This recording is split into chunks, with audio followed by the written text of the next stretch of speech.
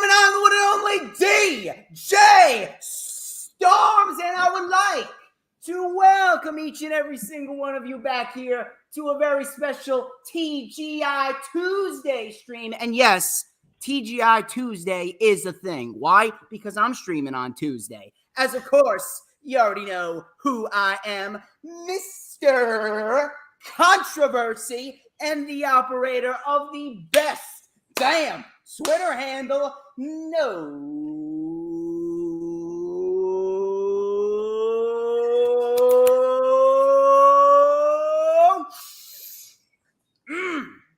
Smell that. Oh my God, do you smell it? You know what that is right there? That is the smell of pure excellence. Wait for it. Wait for it.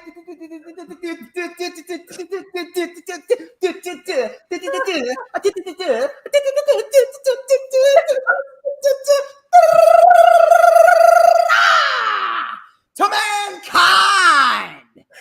Woo! Oh my God, I'm on fire tonight. Are you okay? Are you okay? Breathe in, breathe out. Sorry. You had I think I broke her. And we're only 3 minutes, not even into the stream. I'm good. Listen, D, I think you got it right. I think the drug you're looking for is cocaine, but I'm straight edge anyway. Oh, no. Anyway.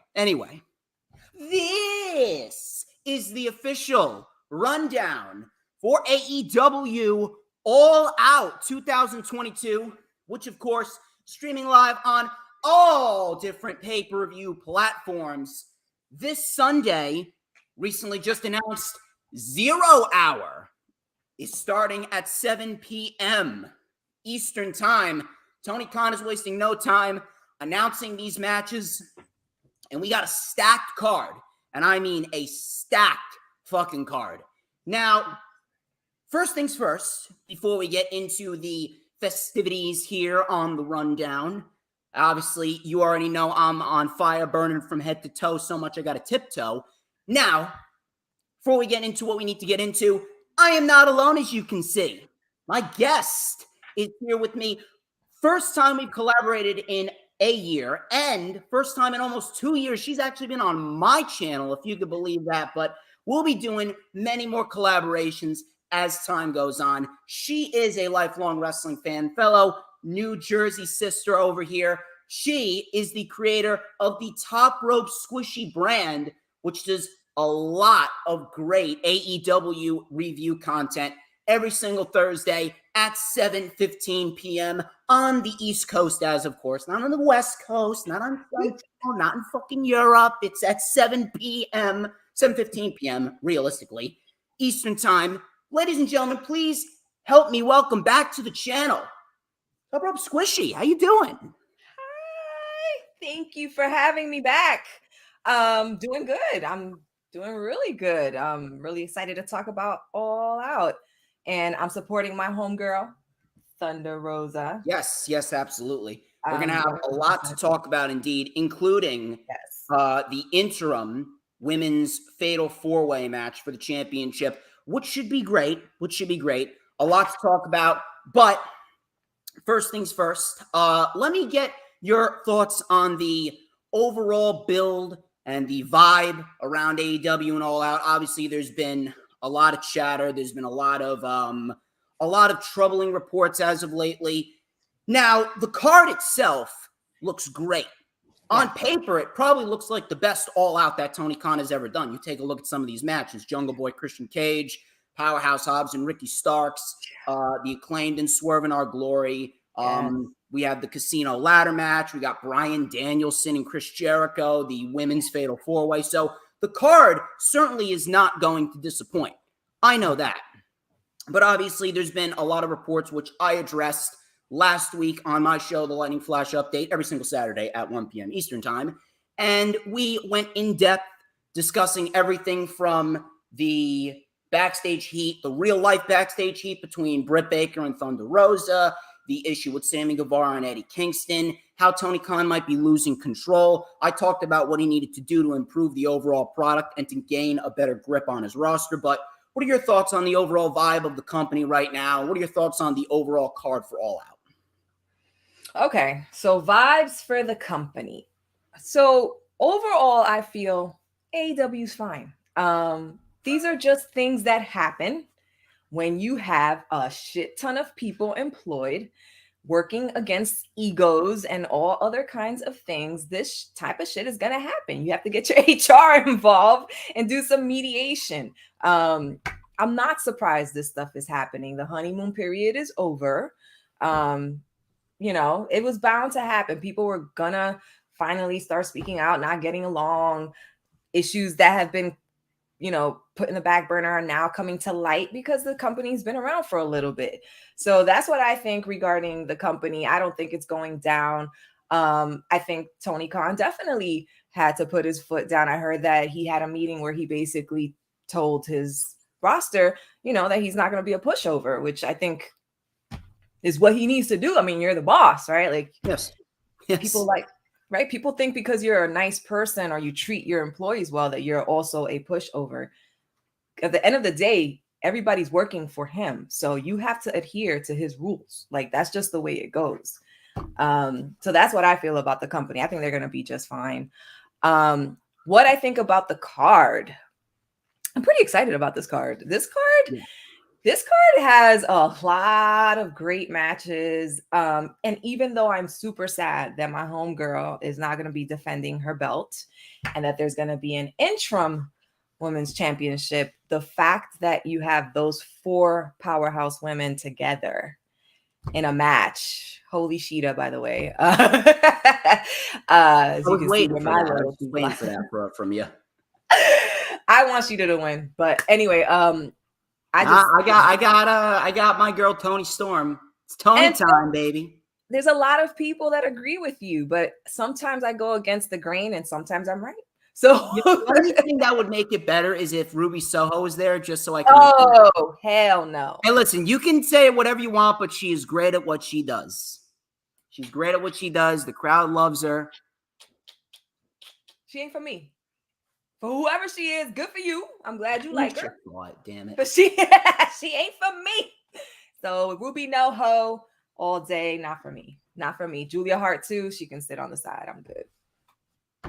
Not interested. But you know, overall, the card definitely looks great. Yeah, this was definitely bound to happen at some point. Obviously, the developmental team needs to be built. It needs to be expanded with AEW. Tony Khan definitely needs to put certain people in charge of certain creative aspects of the shows. I would definitely bring in William Regal to help run Dark, Elevation, and Rampage. Obviously, you got Dark OG as well. Yes. I would definitely make them must see. I wouldn't put 15 enhancement matches on the show either. I would keep it to 3 to 4 quality matches within 45 minutes to an hour with legit big stars and storyline builds on there. Treat them like actual hours of TV before we get that second hour of Rampage and the Ring of Honor TV show that's bound to happen sooner rather than later.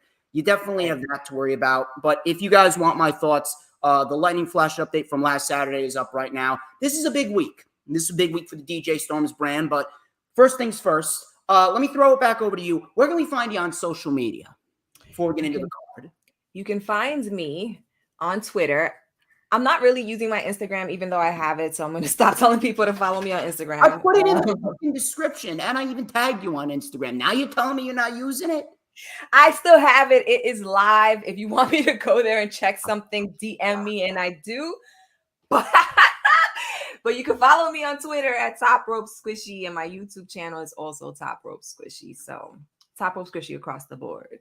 Yeah, definitely subscribe to her on YouTube. She's doing great. I believe you are nearing 400 subscribers, if I'm not mistaken. Yeah, soon, hopefully. I'm like 15 away, just about. 15 away. Listen, if you haven't subscribed to Top Rope Squishy, definitely subscribe to her. She is doing great at what she does, and I definitely hope that she is going to be one of the major prominent figures here in the IWC. She's on her way to doing it. She's doing great stuff. She's an absolute sweetheart. Definitely why I had her on to begin with.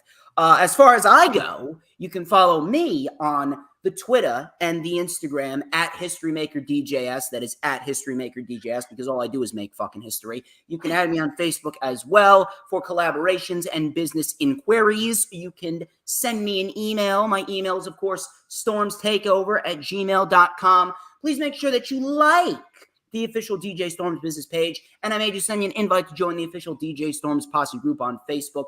All those links are in the description. Big week, like I said, on Thursday at 8:30 p.m. Eastern Time. We got the rundown for NXT Worlds Collide and Clash at the Castle with Rob Williams, one of the creators of the Bob Culture podcast. Shout out to him. Very happy to have him on the channel. That's going to be on Thursday. LFU this Saturday, special time, 10:30 a.m. That's right. You're going to wake up to a stormy morning because I'm going live at 10:30 a.m. before Clash at the Castle, which starts at 1. Of course, it's at 1 there in fucking Cardiff, so I have to move it early. And then, of course, on Sunday at 1 p.m. Eastern Time, the rewind for Clash at the Castle with my man Nick Fury. Not Nick Fury from the Avengers. His name is Nicholas Fury, Fiore, and he is going to be coming on my channel for the rewind for Clash at the Castle. And, of course, on Labor Day, September 5th, 2 p.m. Eastern Time, I'm having Jeffrey Turner on the show. I will be creating these streams sooner rather than later, so you can get a VIP pass to the chat before we go live on those days. Jeffrey Turner is joining me for the rewind for All Out and NXT Worlds Collide. That's on Labor Day at 2 p.m. Eastern Time. Now, we are nearly 13 minutes into the stream. If you guys haven't liked the stream, I don't know what the fuck you're doing, because when you come in, you got to hit the like button. We are streaming live right now on 6 different accounts across 4 different platforms, including all the way at the end right there, the Hardcore Sports Twitch, which is Hardcore Sports 1. We got the Hardcore Sports Twitter at Hardcore Sports N, and the YouTube channel at Hardcore Sports Network. You can also follow Hardcore Sports Network on Instagram at Hardcore Sports Network, of course. And of course, we're on my Twitter. We are on there. Speaking of Nick Fury, he's here. Shout out to you, Nick Fury. Glad you decided to show up. And of course, on the DJ Storms Posse Facebook group, please make sure wherever you're watching in from, you like it and you share the stream out on all platforms, social media, Twitter, Instagram, Pinterest, Tumblr, Facebook. We got Snapchat, the TikTok. I don't know why I said the TikTok. I was wondering. I'm like, she's commentating in the chat as she's starring on it. Only her. But I give her a pass only because she's awesome. But please make sure you share the stream out on all platforms, social media. Now, this is Earl's favorite part of the show right here. I know you are a fan of Earl, and you've been on Earl's show. Yes. Please make sure you hit the subscribe button and hit that notifications bell with a huge coup de grace. Why? Because you will know whenever I pop up on YouTube. Because when I pop up on YouTube, I mean, baby, it is the best time to be on YouTube. And I'll tell you why. Because it's the only time you're going to get to see this glorious sideburn chin strap combination and this beautiful mustache. You haven't experienced this in a while, but we're going to get it on. It's the magic comb. No. It's the magic comb. Earl is not here yet. Hopefully we'll see him a little bit later on. Hologram is in the chat, and he just arrived for the best part of the stream because we're going to light it up with a little and a dash of and a whole lot of because like Campbell's soup, I'm so good. You already know the drill.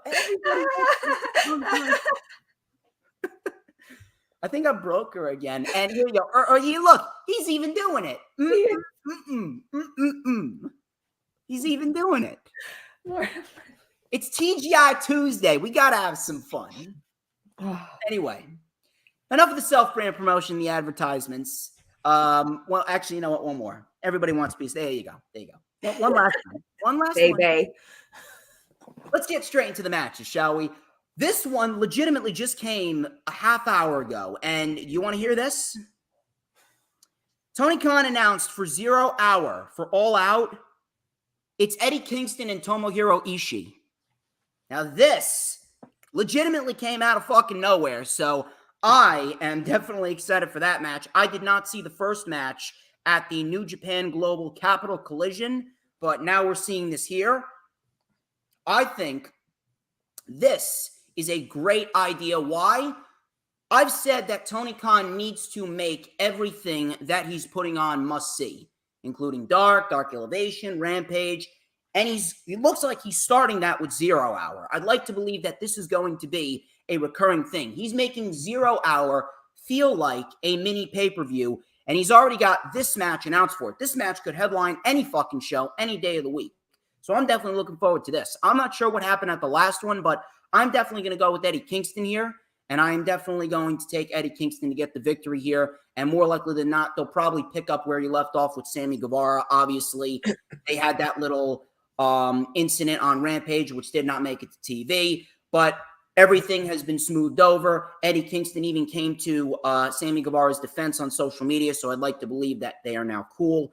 Things have smoothed over, and if we are looking at a Sammy Guevara and Eddie Kingston match, I would definitely save that for Grand Slam, which, by the way, I'm going to Grand Slam because, I will be in attendance in Arthur Ashe Stadium. I'm pretty sure I'll see a lot of people, including All Elite Mikey. Shout out to him. He's awesome. I believe he's going to Grand Slam. I'll see Earl Cole as well. Earl Cole is the man. Earl goes to all the shows. Oh, no.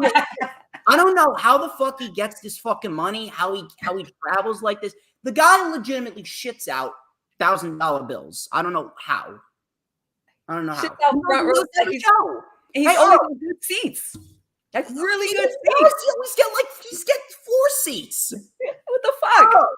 What are we doing wrong? What do you do for a living? Can you tell me what you do? I want that type of fucking money. You know what? He has an OnlyFans page that you don't know about. He's in. He made it on time. He's in the chat and they're right on cue. Speaking of devil. Right when I say he had an OnlyFans account. Earl, we're trying to contemplate, we're contemplating how the fuck do you get all this fucking money to go to all these shows? What do you do for a living? I want to do that shit so I could get paid millions of dollars. Like the primetime players, if you remember them, millions of dollars. Come on. Earl, what do you do? What do you do indeed? What would you do for a Klondike bar? I don't know why I said that, but anyway. This is going to be a great match between Tomohiro Ishii and Eddie Kingston. I'm going with Eddie Kingston, and I do believe that Eddie Kingston is going to get built up for a potential championship opportunity. And I'm going to say world title opportunity. I'm going to say that. I'm going to say that because we're going to talk about the world title situation later and what I personally think could happen. And if this does happen, this is definitely going to be a must-see. And I'm talking about a must-see Fallout. And it's probably going to be the biggest moment in AEW's history thus far. But I'm going with Eddie Kingston to take down Tomohiro Ishii here. Let me toss it over to you, Squish. Same. Absolutely same. He needs to get a win and come off with a win to then continue his feud with Sammy, which is going to happen. Everybody thought, I think, that was going to happen at All Out, Sammy versus Eddie, but I guess maybe because of what happened in real life, they're giving it a little space to cool off between them personally. And yes, I do agree that I did see that online too. He did come to Sammy's defense eventually because people were just tearing this guy out with some real heat. It's not even like kayfabe heat. It's like real heat. Like people really hate this guy now, which is so fucking strange because before he got with Ty, the hate was not there. And I don't care what anybody says. Sammy did not have hate like that, and Ty didn't either. So no, this happened because of their relationship, period. But I do believe that Eddie's also going to win. He needs the win. He needs this win. So I agree with you. It's going to be a banging match, though. Get ready for the chest slaps from hell. The chest slaps from hell. Is that what you call it? I do, because I swear I be seeing skin falling off of some of these people and some of these chest Have you seen Gunther chop someone? No. Because if you haven't, watch Gunther and Sheamus at Clash at the Castle. Because Gunther, I'm telling you, Gunther in WWE, he has the world's deadliest chops. So much so that it looks like your chest got grated by a cheese grater. Legitimately. It's going to be bad. But I got Eddie Kingston taking the win there. We are Eddie Kingston across the board here. This match hasn't been confirmed, but I do assume it's going to be announced for the show. I'm going to say it'll probably be put on 0 hours since the main show is already stacked. Miro, Darby Allin, and Sting versus the House of Black. Now, I have been waiting for this match for quite some time. I do not understand why they put the House of Black in the Trios tournament if they weren't going to at least go to the finals. That is completely fucking stupid. Yeah, that right there. I mean, I see what they're doing because they're going to have Hangman team with the Dark Order, and we're going to get that dynamic, which is great storytelling right there. I will give them that, but I don't understand why they need to put House of Black in there if they weren't going to take the win. But they're going to be facing off against Miro, Darby Allin, and Sting here. Obviously, with the stare downs with Malachi Black and Sting, that's definitely been something that's been brewing there, that's been fantastic. And Brody King has been putting on some absolute bangers with Darby Allin, with Jon Moxley as well. Yes. Brody King's really coming out of his shell, showing us that he is to be taken seriously, and he's not just the guy that's going to be looked at as the weakest member of the House of Black. Brody King's fucking legit, and that's something smart as hell too. What'd you say? He's smart as hell too. Really? And what makes you say that? Because I see some of his like posts and the way that he speaks, and it's pretty like he's really educated. Like he knows how to articulate. Yeah, he's not just like a big dumb brute. Like he's not. I'm gonna have to take a look at that actually. And she's trying to copy my style with the glasses over here. I get headaches from too much computer glare, and I've been on the computer all day. I'm just being who I am. I'm being DJ Storms. That's what I do. But I do believe that this is going to be an excellent trios match. And based on everything that's happened, I can't really pick a clear-cut winner here. If it was up to me, I'd definitely go with the House of Black. They really need to get the House of Black on the right track. And whoever wins the trios championships, the House of Black should definitely be there to take the championships off of whoever wins the trios championships first. Or I would definitely move Malachi Black into the TNT championship title picture, potentially have him fight Wardlow. If they want to give him the championship, they can. Or he could be one of the guys that could be in top contention to take the All-Atlantic title off of Pac. Those are two routes that they can go with Malachi. And then, of course, you got Buddy Matthews and Brody King. They could be in the tag team division. I would definitely love to see them versus Swerve and Our Glory. That would be a fantastic tag team match. I mean, any combination of those four men fighting would be a great fucking match. But I would love to see House of Black come out victorious here. I'm going to plant my flag in the House of Black camp, and I'm going to go with them to get the win here over Miro, Darby Allin, and Sting. So I'm not sure because Miro is just come back and they beat the shit out of him in the ring. Usually when someone gets a beat down like that prior to a big match, that means they're getting a win, or that's usually how it kind of flows. I can't see them having Miro lose, but he is in a trios match. So if he were to lose and he's not the one that takes the pin, then he doesn't come off looking weak. I think it should be House of Black. I mean, if anything, I would love to see Malachi get the pin on Sting. Right. That would make more sense. Why does Sting need to be pushed? You know what I mean? Like, he's not necessarily pushed. He's an attraction that transfers his star power to Darby. He's not really pushed. Agreed, but he also doesn't need the win. Like having the win isn't going to affect him. It's either Darby or Miro that gets the win if they win. Exactly. So with that being said, I do see House of Black taking it because they lost the trios tournament. Like you said, that made no sense to me, by the way, them losing to Dark Order. But I mean, again, it kind of makes sense, but it should not have been the House of Black that should have taken the loss there. If you wanted the Dark Order to be in the finals, which I have a feeling they will be, and Hangman and Omega are going to have that dynamic, then House of Black should have not been in the tournament. Agreed. But since they were and they lost, and this is a big, pay-per-view deal, I would say that agreeing with you, that House of Black is definitely going to win. As long as it's not Miro taking the pin. And Miro, I actually would love to see him and Kip Sabian go at it now that Kip Sabian is back and different. I don't really see too much of a role for Kip Sabian. Let me tell you something. There's a lot, and I mean a lot of talent on there that are ahead of Sabian.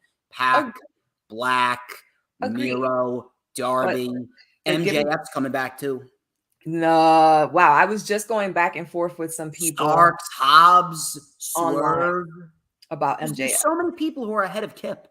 Well, I mean, they did kind of tease it though, Pac versus That's Kip. fine, but he's not winning that title. No, he's not winning the title. No, he's not winning the title. Definitely. Pac is holding that title for a good while. But he's definitely going to have that match. Should be decent. We'll see. We'll see how much. We'll see how much he's evolved over the years. Listen, he's a decent wrestler. There's just no emotional connection. He's a good wrestler. I have a feeling he'll put on a decent match with Pac. We'll see what happens. True. But we're House of Black across the board here. We are House of Black. We are House of Black. I actually would be kind of surprised if House of Black didn't take it. Yeah. So I believe you said MJF coming back, but anyway. Yes. We are going to be talking about that later. Let's move on to the next match. We got here Ricky Starks. The Revolution is televised. I don't have the pompadour yet. I'm growing the pompadour back. Trust me, you will see the most perfect pompadour in history in a few weeks. But Ricky Starks taking on Powerhouse Hobbs. With all the matches that are on the show and how big the show has been booked, with all of these matches that could easily main event the show, this match has kind of fallen a little bit to the wayside, and I don't mean that in a bad way. It's just been overshadowed because there's a lot of bigger stars that are in other matches, but people, do not sleep on this match. Do not sleep on this match. Ricky Starks easily is a future world champion. And Powerhouse Hobbs, the progression that we've seen Hobbs come through from where he was 2 years ago to where he is now, especially with all the big matches that he's had over the course of the last X amount of months, this is definitely something to keep your eye on. I feel as though these two are going to have the sleeper match of the night. And this is really going to take both men to the next level. Ricky Starks, we all know that Ricky Starks is just waiting for that big breakout moment. He's had a lot of great matches with Swerve and Jungle Boy. It was a great 3-minute sprint with Hook as well when he dropped the FTW championship. Loved his match with Jay Lethal. Loved his matchup with Matt Sydal. A lot of great material coming from Ricky Starks. And then you got Hobbs waiting in the wing. Hobbs is another guy that is looking to break out. And the presentation that Hobbs has had ever since they split him away from Starks and how they've just been placing that spotlight on him with his arms out. Very nice presentation with Powerhouse Hobbs. I do believe Powerhouse Hobbs is taking this. And I say that because Powerhouse Hobbs, he's a guy that's up there in top-tier conversation. If they continue to book him the way that he's being booked, he's a guy that could very well be in top contention to take the TNT Championship from Wardlow next year. I could absolutely see Powerhouse Hobbs as a guy that could take that TNT Championship from Wardlow around Revolution next year at the beginning of 2023. And it would be well-deserved for Hobbs. He's definitely come a long way. I do believe that the push for Hobbs will begin with a victory over Ricky Starks here at All Out. Squish, floor is yours. Wow, you said a lot of things that I have to unpack. So, first of all, agreed. Ricky Starks and versus Hobbs has been excellent. I didn't want them to break up at first. So when that happened, I was pretty upset because I thought, well, if they break up, how the fuck are they getting the tag belts? So I was really like out of it. Like, oh shit, what's going to happen now? But as soon as this rivalry started between them, it's been nothing but fire. However, I believe it's time for Ricky Starks to get a real belt. Not dissing the FTW belt, but he has been in this company dropping grade A plus promos, always doing work in the ring. And although he was missing for a chunk of time because of his injury, it was almost like he never left. And he came back and he's just been on fire. I love Will Hobbs. I really love Will Hobbs. I was one of those people adding Tony Khan to sign him before he got signed. For sure. Yes, of course I was. I love Will Hobbs. So that being said, I do not see Hobbs winning. I have Ricky Starks for this one, and I don't see Hobbs taking the TNT belt from Wardlow. I actually felt like maybe Wardlow would do a heel turn prior to losing his belt, and as Ricky has now gone face, I saw Ricky taking the belt from Wardlow. I'm going to say Ricky goes for Pac and the All-Atlantic Championship. I'm going to say Hobbs TNT Championship, Ricky All-Atlantic Championship. Can you take the All-Atlantic Championship if you're American? Like, yes. I thought that's just for... Anyone could take the All-Atlantic Championship. It's not necessarily divisions. The reason why they made the All-Atlantic Championship at first was Tony Khan wanted to branch out internationally, and Pac is always traveling, so he put the title on Pac, so that way Pac can go and defend the championship all around the globe and get more exposure on AEW internationally. And once they have that exposure and the rate to expand more, then they can take the championship off of Pac. Maybe we can see Ricky Starks competing in other smaller independent promotions. Who knows? Huh. Well, I'm sticking to Ricky going for Pac. I'm sticking to my guns, and I don't think Wardlow loses it at Revolution. I think he loses it at Full Gear. That early? No. Yeah. Way too early. Yeah, I do. I don't. Wardlow needs a solid 7 to 8 months with that championship. Have you seen anyone run? Has anyone run? Yes. Who had it for that long? Was it Darby? Darby. Nearly 200 days. Okay. 186 to be exact. Guess we'll see. This is the first one we don't agree on. We're going to put some money on this shit, but I got Hobbs. I got Ricky. I got Hobbs here. The match that has had the best story going into it. Jungle Boy, Jack Perry versus Christian Cage. Promos between these two have been fucking excellent. Oh my God. Christian Cage, being the prick that he is great fucking TV. And I mean great TV. Talking about how he wanted to bang Jungle Boy's mom, talking about how his father's dead. And then Jungle Boy with probably the most simplistic, but yet probably the best t-shirt of the entire summer throughout all of wrestling merch summer. Christian is a pussy. Love it. It's great. How can you not love this feud?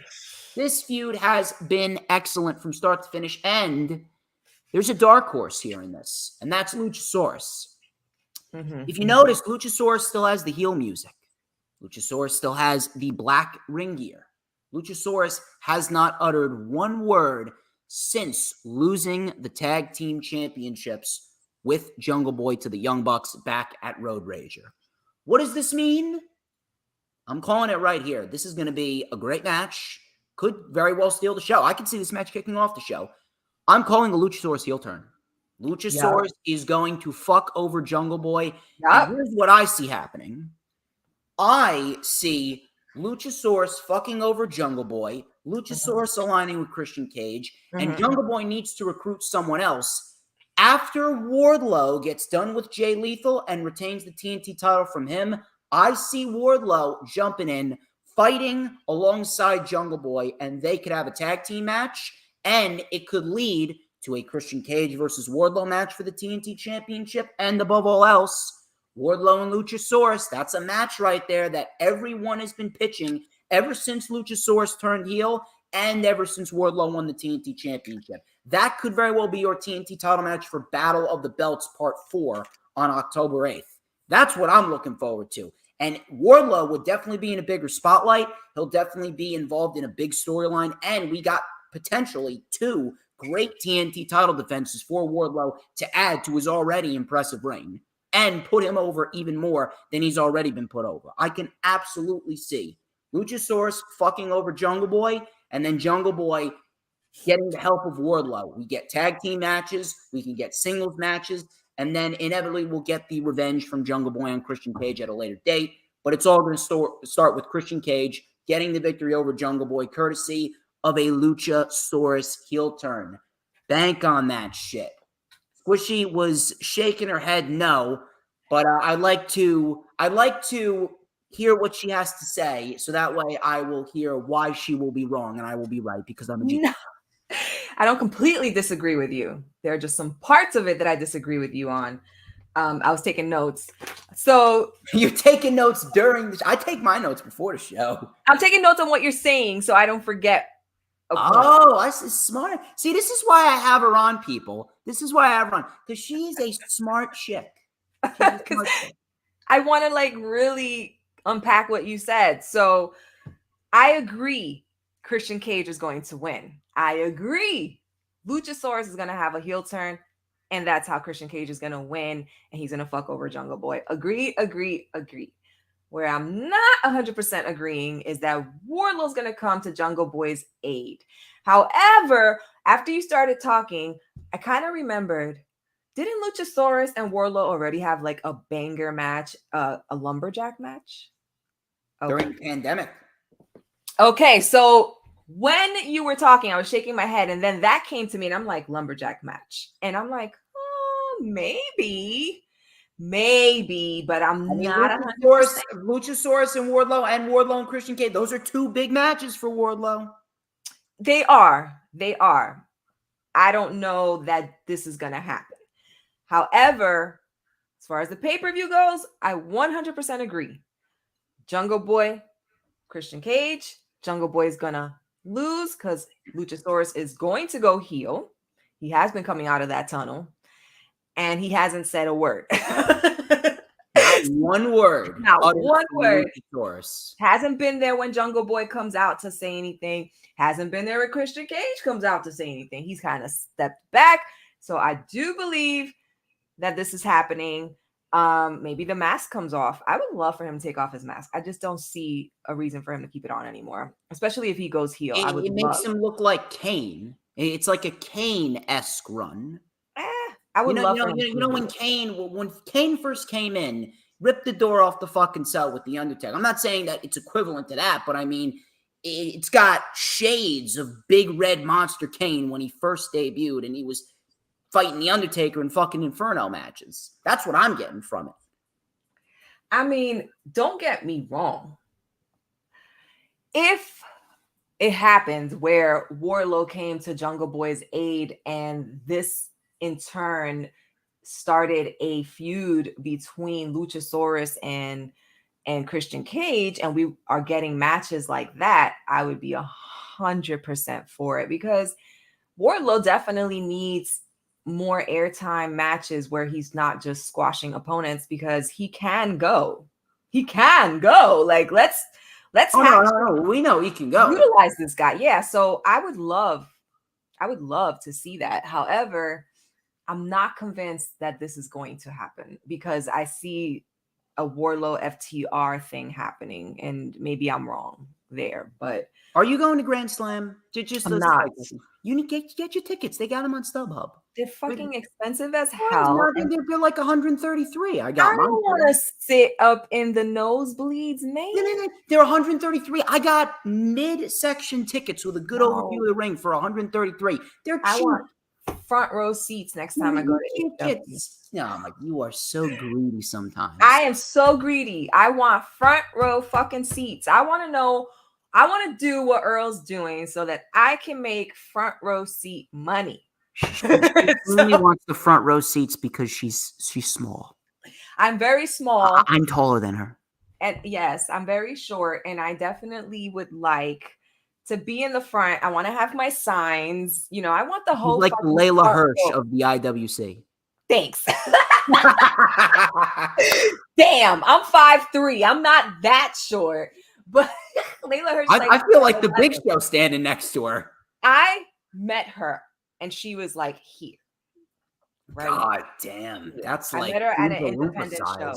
Yeah, she was real small. Like, I could see the clear top of her head, but she was very like built. However, that's the only, like, that's what I want. And you know what? At Grand Slam, these New York prices are crazy. So I looked up one stuff. You will find some decent prices. Just check. We'll see. No promise. You can be on the vlog. We'll see. Anyway, So Christian Cage and Jungle, where were Christian Cage across the board here? That's for sure, correct? For sure, but not under his own, fruition. It's definitely because he's going to get help from Luchasaurus, 100%. Luchasaurus is about to be the biggest dick of the night. Yes, and Jungle Boy apparently got in trouble for wearing the pussy shirt. So I love how you just labeled it the pussy shirt. That's gonna be a quote that you could put on a t-shirt. Hashtag the pussy shirt.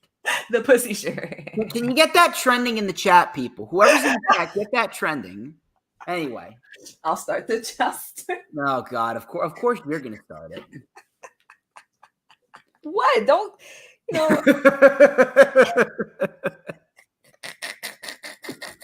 It's happening, y'all. Oh, fucking hell. There it is. Only on TGI Tuesdays, people. Only on Tuesdays on my fucking channel. Or excuse me, across 4 different platforms, 6 different accounts. So, what's going on over here? Is the Twitch not even in here? I don't know what's going on. Oh, hang on. I did the wrong thing. I think I'm streaming on Mitch's Twitter account. Oh my God, that's a botch and a half. Where's the fucking Twitch? Where's the Twitch? Holy shit. Everybody head to Mitch's Twitter. That's a botch and a half right there. Oh my God. I am so sorry, Mitch. Holy shit. Mitch is going to fucking kill me.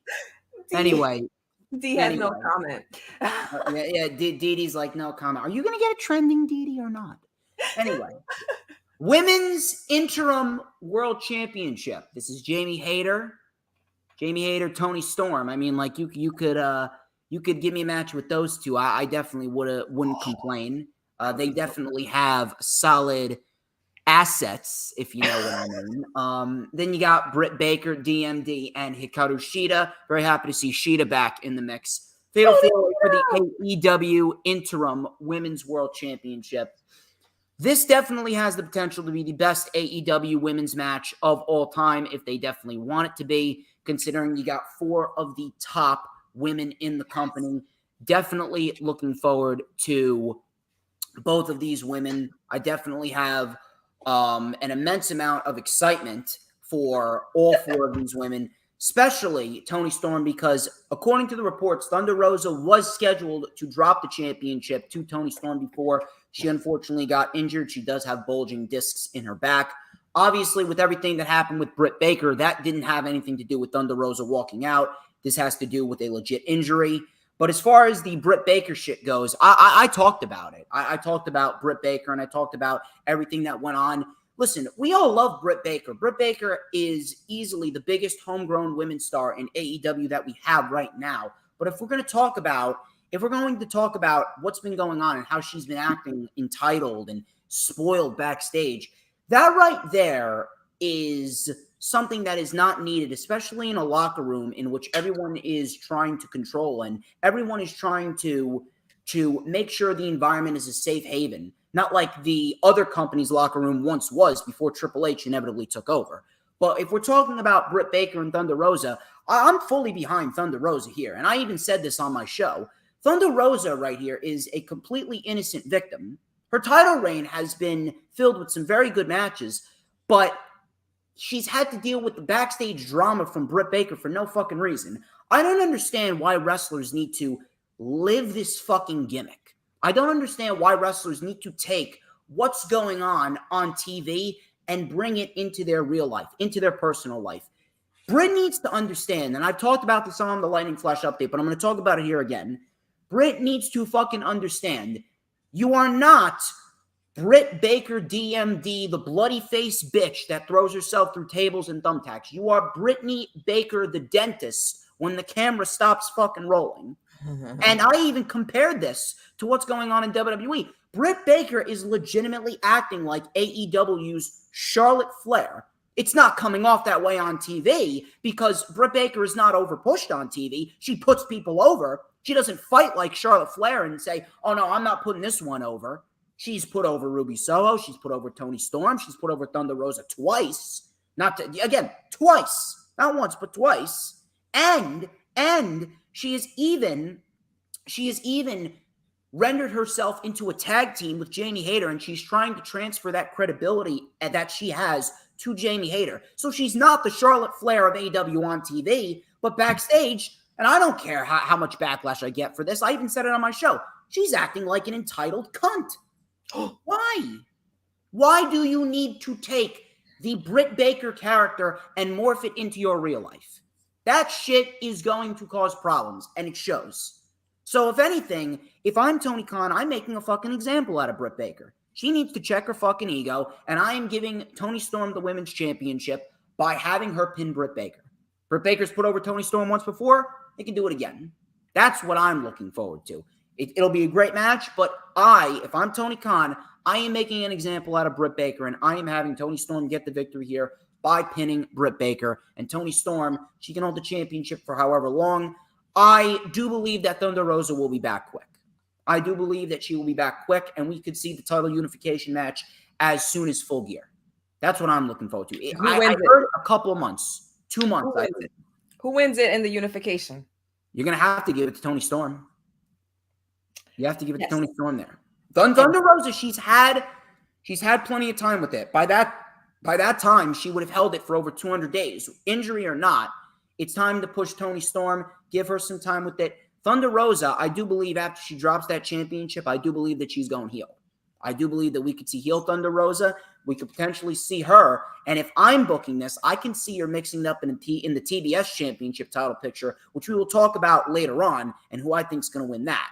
But Thunder Rosa as a heel, mixing it up with some other women, maybe Ruby Soho, obviously. You got Shida. You could do another match with Shida. I was actually thinking that we were going to see Shida versus Thunder Rosa at All Out 2 years after the original match at All Out. That could have been a nice little history match to tell. I can't fucking stand you doing that nasty look whenever I mention Ruby Soho. She's great at what she does. She's fucking great at what she does. At being floppy and sloppy? Sure. Right? Sloppy. You spelled Jade Cargill wrong. Hashtag floppy sloppy. You spelled Jade Cargill wrong. Is it my turn? I'm going with Toni Storm. Now it's your turn. You're starting to act like Britt Baker now. Don't get too cocky with me. As my shirt is saying. Anyway. I got 2 words for you. Don't get me started with those. Those too. Those. I don't know. What did you mean by those? Take that. Let's, all right. Let's just keep it PG, okay? Squick. Sure. On DJ Storm's show, we're gonna keep it PG. All right. Yeah, you're right. That's ridiculous. So, you said Thunder Rosa's reign has been pretty good, like her matches and stuff, but I don't think so. I think she's been badly booked. I think her championship hasn't been as great as it should have been, and that's not on her. I just don't think. I think that her way to the belt, like her travel towards the belt, was amazing. All the matches she did, all the promos she did, and her work up to the belt were tremendous. And then she gets the belt, and then her first promo as a champion, she gets beaten up and doesn't even get to say nothing but hello. So, and from there, I feel like her reign has not been to the standard that it should have been. So I personally am not ready to see her drop the belt. The matches have been fine. It's the fact that there's no story. And the fact is, I've said this numerous amounts of times, and I know that you're going to be able to attest to this. They don't have enough hours of TV time. 3 hours is not enough. With the roster that they have, they need 4 or 5 minimum hours. Yeah, then we would have gotten more storyline built. But the matches that she's had, you can't deny her matches with Serena Deeb, her match with Toni Storm, Yamashita, and Jamie Hayter. Those 4 have all been quality matches. No, agreed. But like you said, no storyline really behind it. Her promos have not been deep. You know what I mean? Like, there's been a lot of pieces that have been missing in this reign that I feel that if they bring her back and they're not taking the belt away from her when she has her first match, they have an opportunity to do her right before having her drop the belt. Now, I think a lot of people, and I have a survey that's running to still Saturday, have Toni Storm winning, like the majority of people. However, I'm on the fence, even though most of me says it's gonna happen. There's a part of me that says no, because they wanted her to be the actual champion. So I think the only way it would work is if Toni Storm wins it, and then, like you said, at Full Gear, the unification match, she gets it from Thunder Rosa.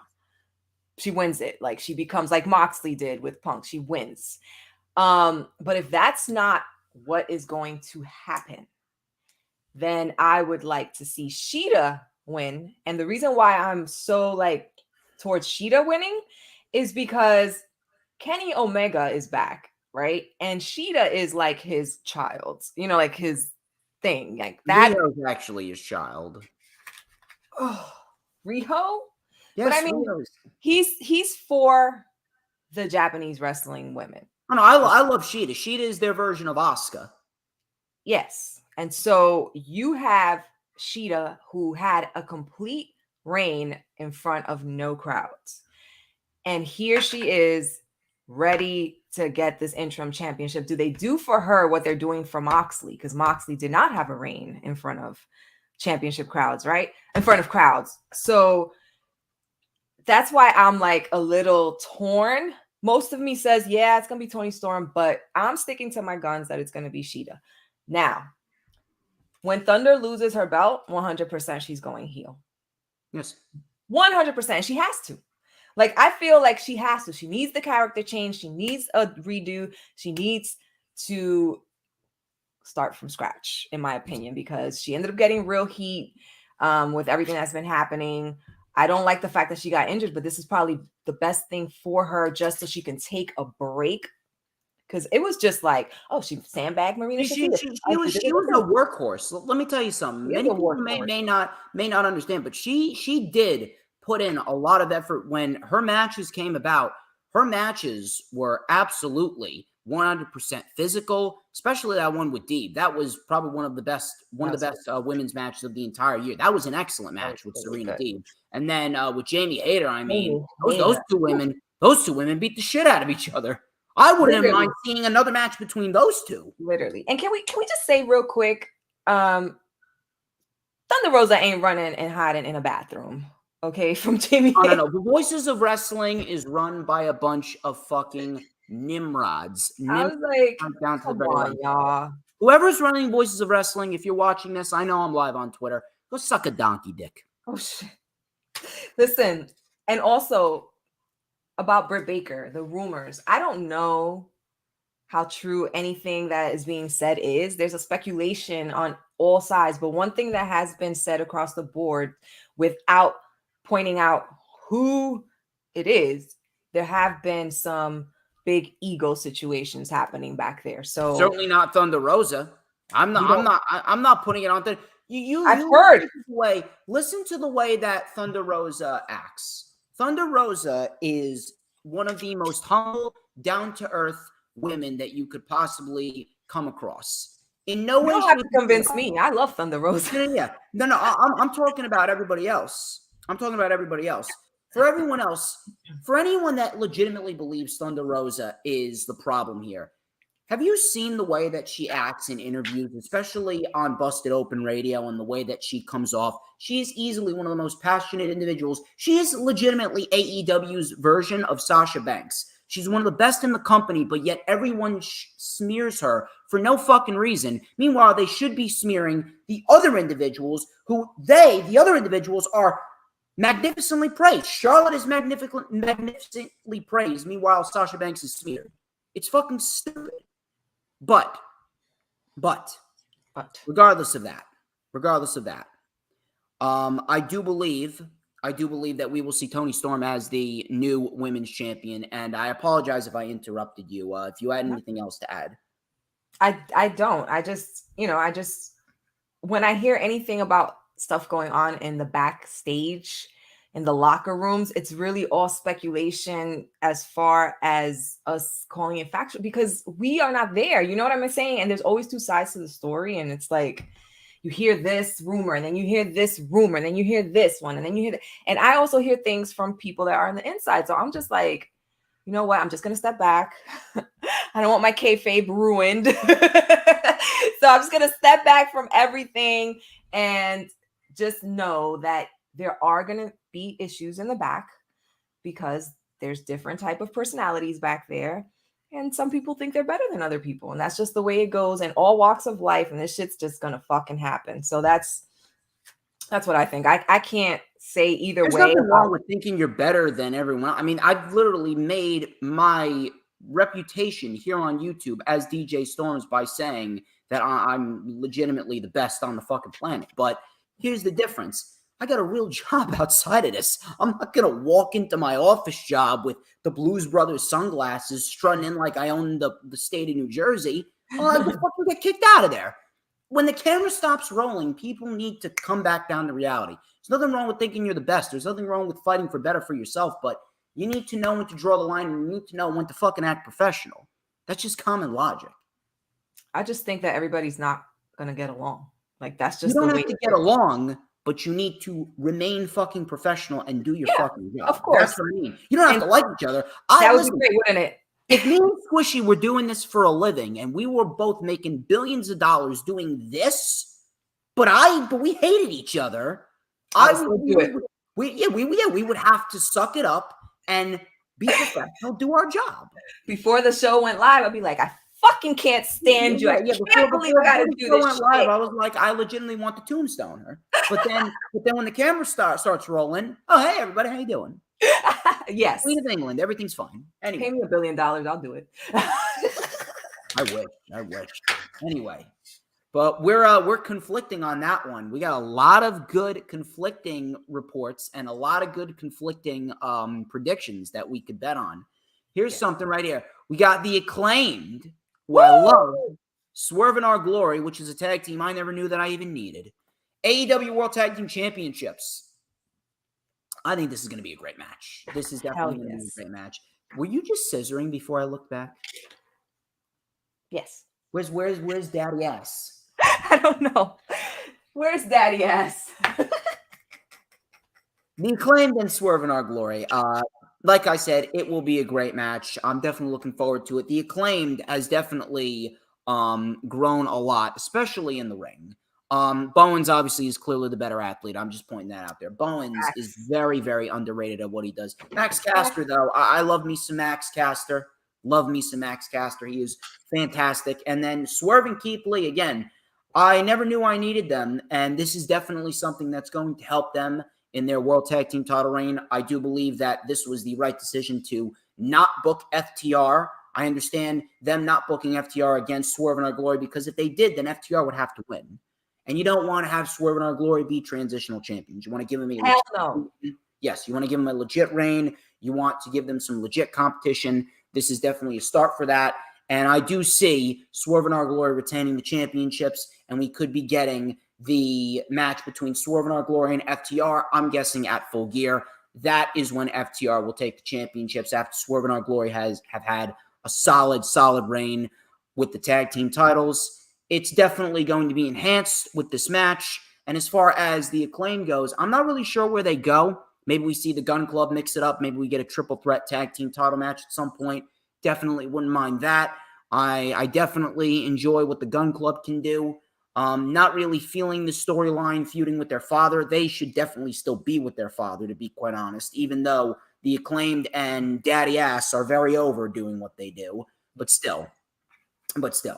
I do believe that Swerve and Our Glory will retain the tag team titles.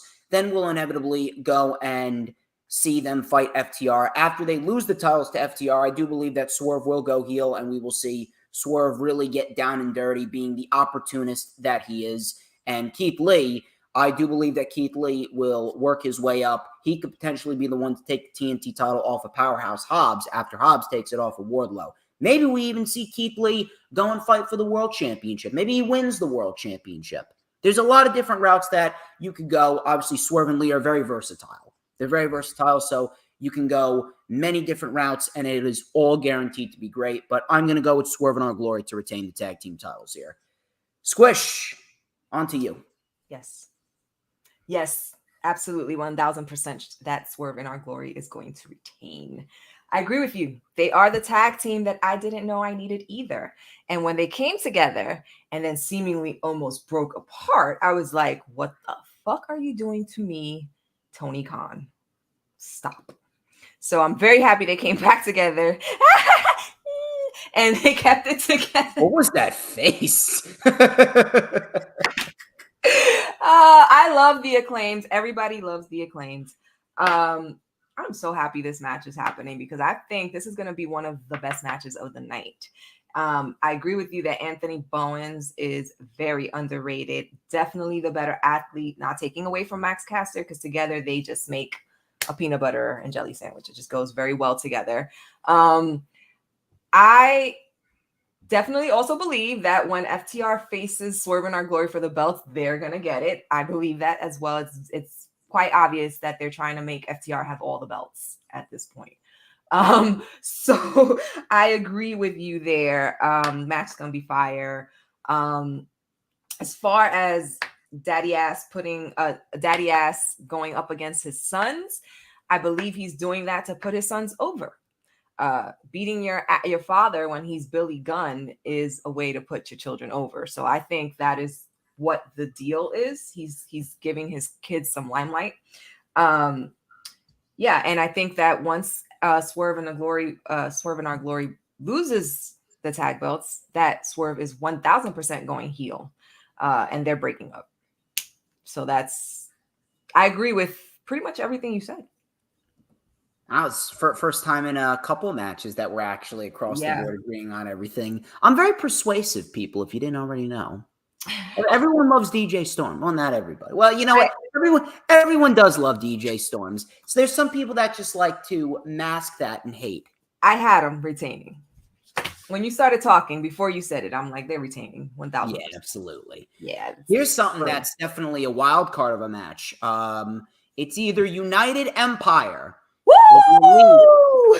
The Elites. Bruv. The Best Friends or the Dark Order. Let me just say, I don't know how the fuck it was possible, but I think that Death Triangle and United Empire may have outdid what the Shield and the Wyatts did back at Elimination Chamber in 2014. Holy fuck. That match was so good. Oh, I could not even sit still when I was watching it. Unfucking real that match was. But I do believe it's going to come down to the Dark Order and the Elite, and we will see Hangman interject himself. It's going to be Hangman, Silver, and Reynolds taking on Omega and the Bucks. It's definitely going to be something to keep your eye on because I don't know who could come out victorious here. I'm leaning more towards the Elite, though, considering that this is a scenario in which you got new championships. So with new championships, you want to put them on notable names to help get those titles in the spotlight. Like what they did with the tag team title belts. They had SCU win them first, and then Kenny and Hangman took it off of them. And they were the tag team champions for a while, and they had a great title reign, by the way. Great title reign. And they brought those titles back up to prominence, and FTR beat them. They were better off for it, which then led to the Bucks, the Lucha Bros, Jurassic Express, and where we are today. I do believe that the Elite winning would definitely be a good decision. They could have the underdog storyline of the Dark Order with Hangman come out victorious, and it would definitely be full circle. It would definitely be justice served for the Dark Order, but I am still going to lean more towards the Elite, only because of the fact that it makes more sense. It definitely makes more sense to have the Elite take the victory here, and whoever beats them, that's definitely going to help the individual that inevitably beats the Elite, and all that credibility will be transferred from the Elite with the Trios championships to them. I'm big on that. I always say that. When it comes to championships and people being built up, it's all about transferring credibility from one superstar or tag team to another. And I do believe that the Elite are going to start with that credibility, and they're inevitably going to transfer it when the time is right to the House of Black. And I do believe that the House of Black will be the next trios champions after that. Look at this. Look at this. It's like she was fucking living rent free in my head. this little chiquito over here. Anyway, I do believe that the Elite will come out victorious. It's going to be a great match, as it usually is. I really don't see one bad match on this card, one match that looks out of place at all. And I do believe that we will see the Elite take the Trios Championships, and they're going to give them all the credibility they possibly can until the House of Black is ready to take it off of them. What say you, Squish? I say yay. Agreed. First of all, can I just say Aussie Open? Oh my God. So I had not Will Osprey, man. Will Osprey. Oh. So I wrote, Will Osprey there because I wanted to talk about him. So Will Osprey, really quick. Didn't know much about him except people really loved him or people really hated him, but he was always talked about. I never seen his matches, and I knew he was going to have a match in AEW, and I said, you know what? I'm not going to go and watch his matches. I want to be surprised. And his match with Orange Cassidy. He has just, what he did. He's one of the best in the world. What? As you see, I am speechless. and it's hard for me to express why, because if you think about like my faves on top, you got Proud and Powerful. You have, I love Kenny Omega. They're no more. And Moxley. Yeah, I know. I don't even want to talk about it. Anyway, she's all we could talk about it, but oh Jesus. But anyway, and I like Moxley, you know what I'm saying? So Will Ospreay has jumped up there on that list of people that I just find that are real name too. Phenomenal. God damn, this guy is unbelievable. Aussie Open is amazing faction, by the way. They're not going to take it, but if they were to take the trios belt, I would be like, well, yeah. Yeah, but they're not taking it. I agree 100%. The Elite is going to take it. Kenny Omega is back for a reason, and this is happening. I do see it being against Dark Order with Hangman Adam Page somehow having been interjected in there and a number 10 being out. I don't see Dark Order winning, even with Hangman Adam Page. They could. But I don't have them winning. I don't. If they did, it would be a huge surprise. Like I would be like, what? But and then I have House of Black beating the Elite for the trios. So we are pretty much in sync in this one, pretty much to the end. I can't say enough good things about Will Ospreay though. Like every time somebody mentions him, I'm like, how is this guy real? He's real, all right. Just watch the match tomorrow. Him and Omega in the same ring. Bruv. Omega's a puss. Omega is gonna beat him. Oh, it's gonna be great. I wish today was Dynamite, like, to be honest, but yeah, we're the Elite across the board. We're Elite across the board here. We got Sloppy Jade Cargill versus Athena for the TBS Championship. Did you just say Sloppy Jade Cargill? Oh no. She has been acting a little sloppy as of lately. She sometimes she's good, sometimes she's bad, sometimes she's on, sometimes she's off. She definitely still needs a lot of improvement to go. She's not terrible. Oh, she's definitely not terrible. But I will say that I do believe that Athena and her are going to have a pretty solid match over here. It kind of sucks, too, because this was originally supposed to be a triple threat match. Yes, with your favorite Statlander coming on in. I know you met her when we went to Dynamite back in September. But it sucks. It really does suck. But they definitely have a big story to tell if they want to, with Chris Statlander coming back and winning the Women's World Championship from whoever the Women's Championship is or is whoever the women's champion is at the time. That's definitely what I am looking towards the future for. But as far as this match goes, it's time. It's time to get that championship off of Jade.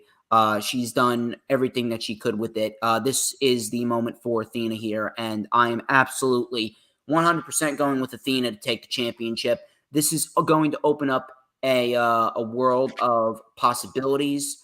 We could potentially see Athena and Shida.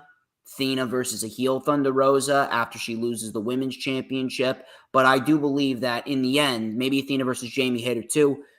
I do believe in the end, though, we're going to get Athena versus Serena Deeb, and Serena Deeb's going to be the one to take that championship off of Athena, only because of the fact that Serena Deeb is unreal. Serena Deeb is absolutely unreal. There's no reason why Serena Deeb should not be without a championship, and I would absolutely go with Serena Deeb taking the TBS championship off of Jade Cargill. Not Jade Cargill.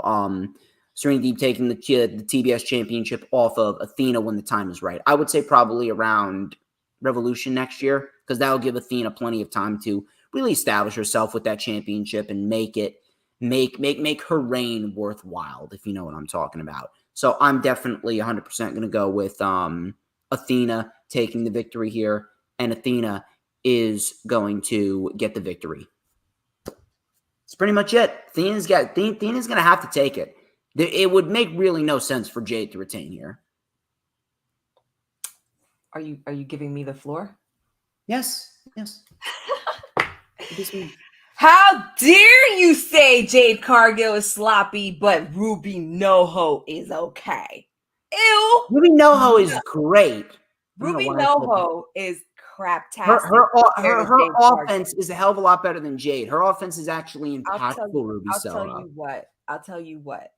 If I didn't know Jade Cargill and I didn't know Ruby NoHo and I had not seen them wrestle, and you would just show me a Jade Cargill match and a Ruby NoHo match, I would have been like, Jade's been wrestling longer than Ruby NoHo. So I have to say what? Because you're a mark. I am not a mark. How dare you? Your middle name is Mark. Watch Jade Cargill's matches from the first wrestling match to now. The improvement she's better than she was initially, but she's not there yet. She has a lot to go. No, I'm not gonna lie. But if you're talking about Ruby NoHo, who has been wrestling for over a decade, she's supposed to be like vet status. That's a shame. She's super sloppy, and I can't stand the way she runs. You need another pair of glasses if you're telling me that Ruby is sloppy. Sloppy.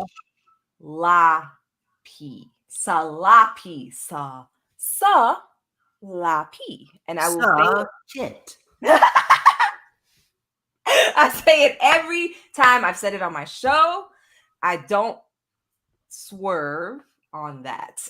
I'm about to throw my finger to the kick out of chat button.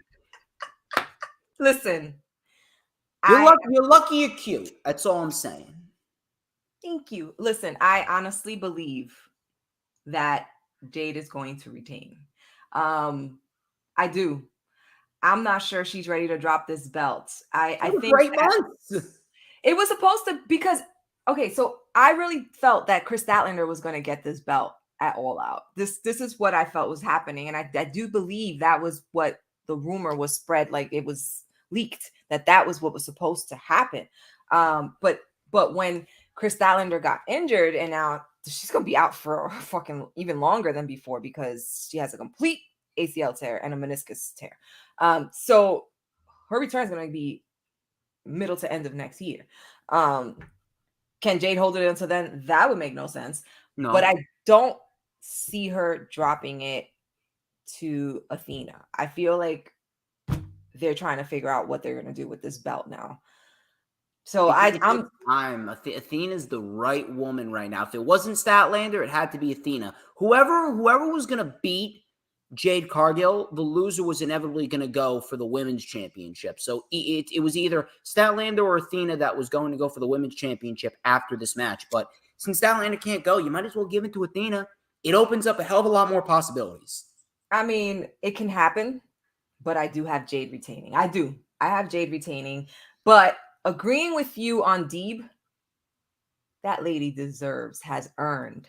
The professor needs that belt, whether it's the AEW Women's Championship belt or the TBS Championship belt. Maybe she takes it off of Storm. She Maybe can take she it off of does. Storm. Maybe she does, but I think Deeb has been underrated until she came out as the professor and started showing people I'm no joke. And I absolutely would love the idea of her having a belt. I love Deeb. I love Deeb. If Athena wins, then yes, 100% Deeb should take it off of Athena. But that's just where I stand. I just really feel like Jade might retain this. This is not coming off her waist just yet. So I will say this though, in all seriousness, I've been joking, acting like a prick all stream, but I do appreciate the different perspectives. Really good stuff right there. Let's go to Wardlow and FTR versus Jay Lethal and the Motor City Machine Guns. Very, very, very happy that they made the Motor City Machine Guns Jay Lethal's tag team partners. They went from a dark match with Satnam Singh and Sanjay Dutt to an absolutely pay-per-view worthy match. I would absolutely love to see some singles action between Wardlow and Jay Lethal, and then some tag team action for one of those sets of tag team belts between the Motor City Machine Guns and FTR. That is definitely what I have in mind. That is definitely what is coming in the future. It could come as soon as October. Maybe we get another Ring of Honor pay-per-view. That's definitely something that I'm looking forward to. Another Ring of Honor pay-per-view, something like that. I don't know what other pay-per-views they have besides Super Card of Honor, Death Before Dishonor, and Final Battle, but we'll definitely see. I'm definitely looking forward to this match. Should be a very entertaining match. Not really too much story build to it, but I have a feeling that these two trios are definitely going to bring it all. It is a pay-per-view after all. I actually see Jay Lethal and the Motor City Machine Guns taking it here, just so they could sell another TNT title match with Wardlow and Jay Lethal and a tag team title match between the Motor City Machine Guns and FTR. And you know FTR is going to want to wrestle the Motor City Machine Guns 2-on-2. That's definitely bound to happen. So I'm going to have to go with Jay Lethal and the Motor City Machine Guns here. No.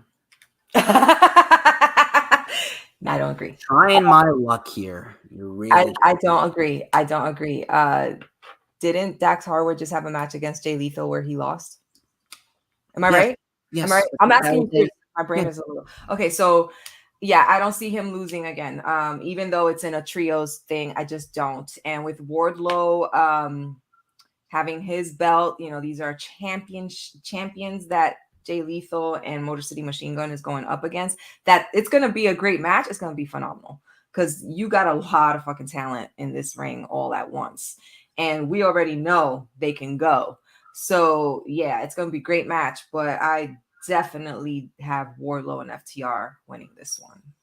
I wouldn't be shocked if they win, considering that, they are champions in the end. Yeah. So I can't really argue too much there, but as far as that goes, that's definitely a match to keep our eyes on. They could kick off the show. Who knows? They could definitely kick off the show. Possible. This match I'm definitely looking forward to right here. Bryan Danielson versus the Wizard. Throw a fucking fireball in your face. Chris Jericho. I thought he was coming out as the Lion Tamer. Well, yeah, actually, yes, you are correct. My apologies. I misspoke. It's the Lion Tamer and the American Dragon. Yes. You want to talk about pure professional wrestling? This is exactly what it's going to be.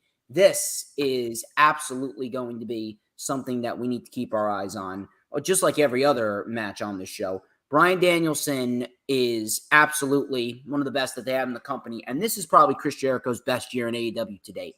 His matches with Eddie Kingston, Wheeler Yuta, Jon Moxley, the Blood and Guts match, the Anarchy in the Arena match. Chris Jericho has been on fire this year. Honest to God, he has been on fire this year, and I do not expect anything less from these two men. These two men are absolutely going to go in there. They're going to beat the shit out of each other, and they are absolutely looking to steal the show. Really, really, really good stuff right here between these two men throughout the year. And I expect nothing less. I expect nothing less than a classic here at All Out. I actually have a feeling that we're going to see Bryan Danielson get the win here because, number one, Chris Jericho. Daniel Garcia is going to interrupt him. Well, I was going to say something about Garcia. Bryan Danielson, number one, he's going to get the win because Jericho puts over everybody. And then I do believe that Garcia will inevitably join the BCC. I almost said BBC. That probably would have gotten me shut down. Blackpool Combat Club. Okay, you got BPCC. Okay, Blackpool Combat Club. BP. Seems a little bit more PG. But as far as Daniel Garcia goes, yes, he's absolutely going to join the Blackpool Combat Club. It seems all but confirmed now, and this could absolutely put Daniel Garcia in top contention for a potential All-Atlantic title match against Pac. That's definitely something that I would like to see. Pac is not short of challengers either. A lot of great material that you could definitely put Pac in. Maybe Wardlow mixes it up with Garcia. Definitely love to see what Garcia can do with a bigger guy like Wardlow, and Wardlow could get down, wrestle a little bit more technically. Yep. It's definitely something that I'm looking forward to. So I would absolutely have Garcia join the Blackpool Combat Club here. It's going to start with a victory over Bryan Danielson, or with Bryan Danielson over Chris Jericho, rather. I don't really know where Chris Jericho goes after this. I mean, he could pretty much do whatever he wants, and it's bound to be gold because he's Chris fucking Jericho at the end of the day. I definitely wouldn't mind Jericho mixing it up with some of the champions, just trying to get them more over. But maybe we see Jericho and Claudio Castagnoli. That's definitely something that I would love to see, mainly because of the fact that it would definitely help Claudio in his Ring of Honor World Championship reign. There's a lot of different routes that they can go. The unpredictability factor is definitely there, but it's something that is a good type of unpredictability where no matter where they go, it's ultimately bound to be good. So I absolutely see Bryan Danielson getting the victory here, and Garcia will inevitably join the Blackpool Combat Club in due time. Let me hear it, Squish. Agreed. 1,000%. I have Bryan Danielson winning against Lionheart, and I have Daniel Garcia actually coming out. Maybe he comes out during the match and that fucks up Jericho's mind, or it makes him distracted. Whatever the reason, I think Daniel Garcia is coming out at All Out and is picking the Blackpool Combat Club right then and there. I don't think this is going to be prolonged. I do believe it's going to happen at All Out. But yeah, Bryan Danielson with the win, 1,000%. 1,000%. Great match. I know it's going to be a great match. These are the last two matches on the show. It goes to show you just how stacked the show is. They're going to tie into one another. The Casino Ladder match, and I do believe we will see a world title match on the show. It's rumored to be Moxley and Punk again, but here's what I see happening. I do honestly have a feeling in my gut that this is a master plan being laid out by Tony Khan, CM Punk, and one prick from Long Island, New York. And I do believe we could potentially see MJF as the Joker in the Casino Ladder match.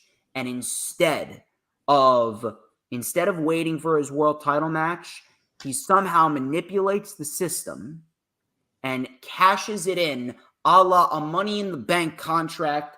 We get a triple threat match between Moxley, Punk, and MJF. We get that dynamic with Moxley as the world champion. Punk is still in the main event, and MJF inevitably gets the victory by beating two ex-WWE guys. And MJF is going to be the undisputed AEW world champion, and he's going to cut the promo of the fucking year this coming Wednesday.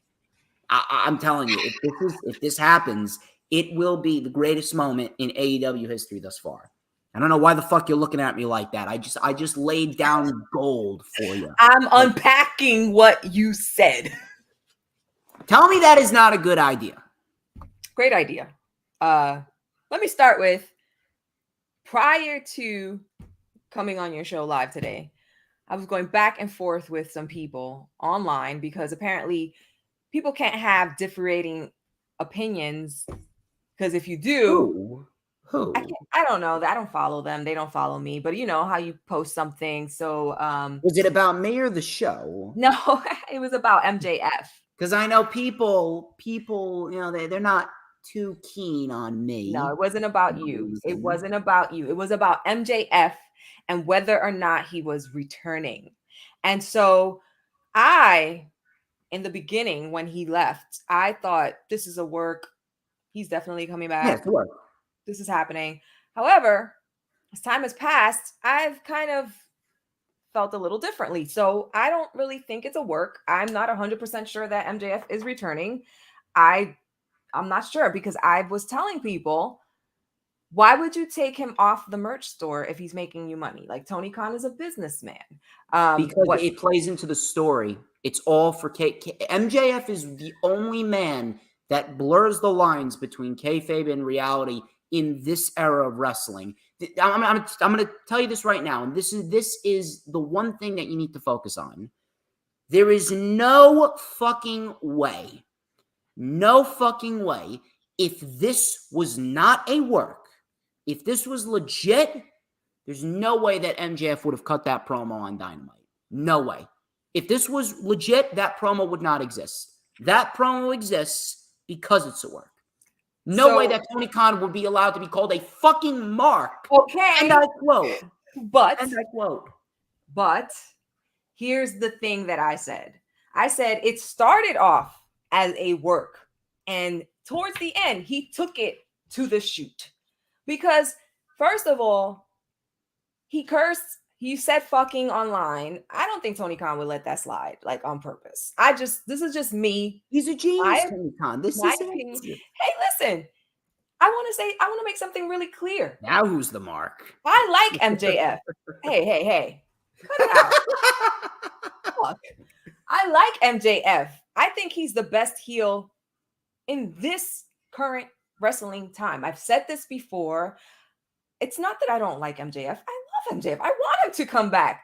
But honestly, I don't feel like he is. Now, if I'm wrong, great.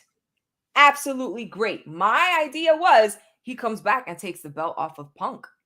That was what I thought was going to happen, which is what a lot of people were waiting for. However, I'm a little bit on the fence about whether or not this was truly a full work. Maybe this is how it started, ended off as a shoot. Everything's not a work. So it's like, oh, this person has this issue and they do this. Oh, it's the work. Oh, that person did that. Oh, it's a work. No, everything to me, at least to me, is not a work. So I honestly feel like something happened. Maybe he's not coming back. I don't see it. I don't see him coming back. Now, if I'm wrong, excellent. Great. Let me be wrong. Like, that's how I feel about it. Like, I want to be wrong. But I'm not going to sit here and be like, he's coming back just to jump in the bandwagon. And that's not what you're doing because you've been saying MJF's coming back from day one. But this is how I feel. And my opinion is not going to change until that happens. Then it's going to be like, oh, I was wrong. I was wrong. Just watch. Yeah, I'm definitely watching. It would be great. However, things have happened.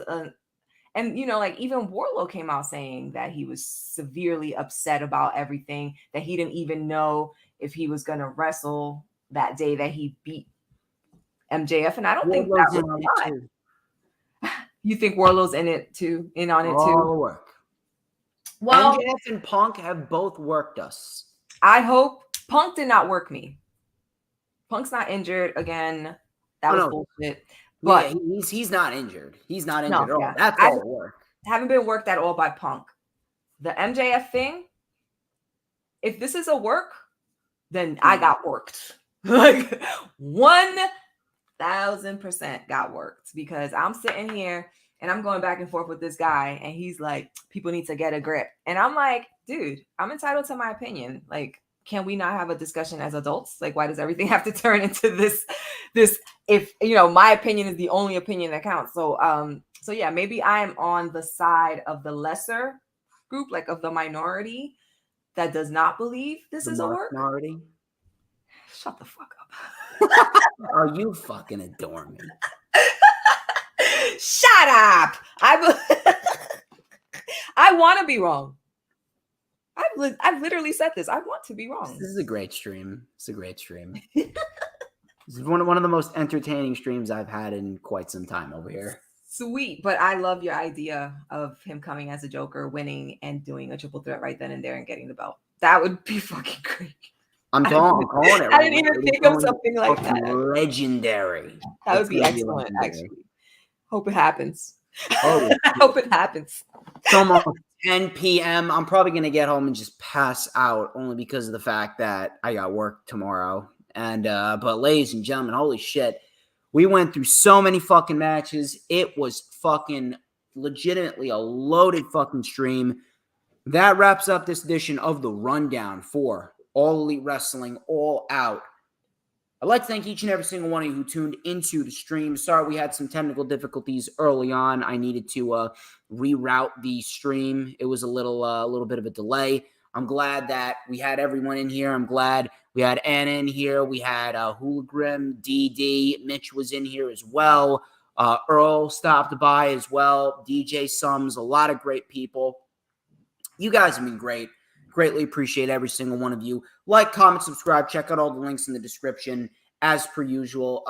Squish, thank you for your time. Thank you for your time. I greatly appreciate you coming on. And I definitely want to come on your channel sooner rather than later. If you want to have me on the review for Grand Slam, I will be interested in it. Just hit me up. Once again, you're great. You're great at what you do. Really hoping that you gain 400, 500, so on and so forth until you get that silver and gold play button. You're doing some great work over on your channel. If you haven't subscribed to her, go subscribe to her and follow her on all platforms, social media. All of her links are in the description. Any last words before we sign off, Squish? Thank you for having me. Thanks to everybody in the room. You guys are great. Make sure you guys hit that like button if you haven't already. Smash that shit. And subscribe. Dynamite's going to be sick tomorrow. Yay. There we go. Now, she's Top Rope Squishy. I'm DJ Storms. And this has been the Rundown. But, Squish, there's one last question that I have. I ask everybody here. And everyone here that watches me knows the answer to this question. Who runs the IWC? You do. You're damn fucking right. Who but DJ motherfucking Storms? I'll catch you guys this Thursday with Rob Williams.